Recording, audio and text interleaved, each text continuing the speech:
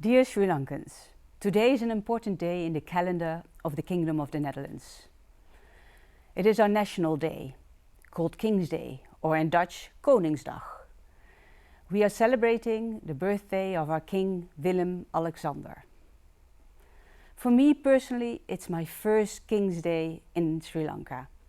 It has warmed my heart and touched me deeply that even in such difficult times, you welcomed me with kindness, hospitality and generosity. So first of all, I would like to express my gratitude to you for making me and my daughter feel so welcome. Normally, an ambassador marks their national day by focusing mostly on the positive relations between two nations. I would like to take this opportunity to reflect on our bilateral relationship from different angles. Our relations go back centuries, and Sri Lankans are gentle and kind in pointing out the positive remainders of that shared history.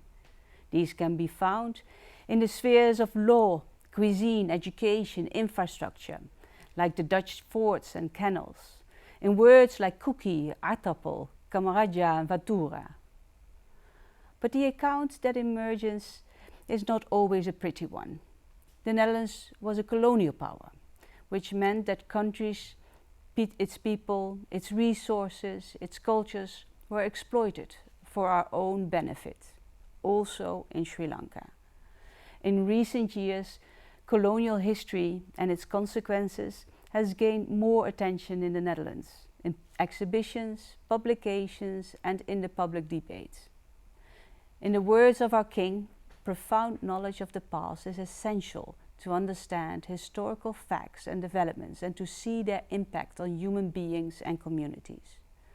And as a result of this process, in December 2022, our Prime Minister gave a heartfelt speech in which he acknowledged some of the most painful, ugly and downright shameful elements of that past, slavery.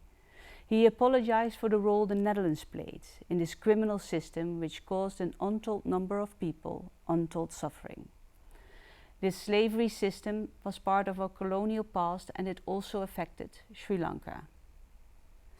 The echoes of colonialism also left a much more persistent and despicable legacy, that of inequality and imbalance. Former colonial powers still set the tone and have most of the decision-making power in international political structures, in global trade and in cultural norm setting. To break these patterns, we, former colonial powers, have to face up to our actions in the past, openly and honestly. We have to reflect on how our past and present actions perpetuate unequal relationships today. In the Netherlands, reflection indeed has started. Today's special occasion of our King's birthday allows us to celebrate the strong and friendly relations between our two nations over the past decades and centuries. As we admire both the tangible and intangible heritage of Dutch colonial times in Sri Lanka, we should not underestimate how the asymmetry and imbalance in our relations then continues to penetrate the cordial relations we have today. The Netherlands is critically looking at our own role in this imbalance. That's good, appropriate and necessary. We hope through this process and together with Sri Lanka, we can co-create a partnership that is based on equality, respect for each other's differences. In this process of Dutch reflection, the Dutch government has also evaluated the policy with regards to historic cultural objects. During the colonial rule, cultural objects and artwork were sometimes taken from countries against their will. The Dutch also stole cultural items from Sri Lanka. We now consider this an injustice. And therefore the Dutch government decided that these stolen cultural objects that are still in our Dutch state collection should be returned. Of course, any action aimed at restoring these injustices will only be taken in partnership and in dialogue with Sri Lanka. As part of the return of objects, we will set up collaborations in the field of knowledge exchange and cooperation programs, joint research. We hope that jointly exploring this history will strengthen our relations. Dutch and Sri Lankan museums, as well as our people, can benefit from stories told through these cultural items.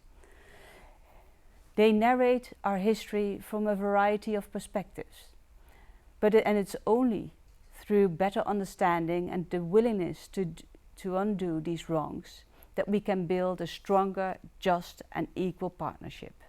Moving from the King's Day celebration to a Sri Lankan celebration this year, I would like to take this opportunity to congratulate Sri Lanka on 75 years of independence. Sri Lanka is the oldest democracy in Asia in terms of universal suffrage. It has a unique and pivotal role to play as a sovereign country in the region and in our multilateral structures. Over the past year, we have witnessed that our independence, freedoms and shared values cannot be taken for granted. The shock of the illegal invasion and continued brutal Russian attacks to the democratic and sovereign country of Ukraine should serve as a reminder to all of us. It should remind us that we have an obligation to our people and future generations to safeguard our freedom, to strengthen our democratic fundamentals and to protect the human rights of our citizens. The Netherlands and Sri Lanka have successfully worked together in these areas for many years. We look forward to continue to collaborate with the Sri Lankan authorities and civil society to strengthen democracy and reinforce a fair, equal and rules-based multilateral system. Indeed, since its independence, Sri Lanka and the Netherlands have worked together in many areas. Our cooperation extends to culture, human rights, economics, agriculture, education and much more. As the ambassador of the Kingdom of the Netherlands, I am committed to strengthen our partnerships and collaboration in all areas. In recent years, Sri Lanka has faced multiple difficulties. I commend Sri Lankan people for their resilience and commitment to inclusive prosperity. The Netherlands government has supported Sri Lanka bilaterally and through international agencies, and we will continue to contribute to the sustainable and successful future of this beautiful country. As I conclude, I would like to thank the people of Sri Lanka who have embraced and supported our collaboration in the past.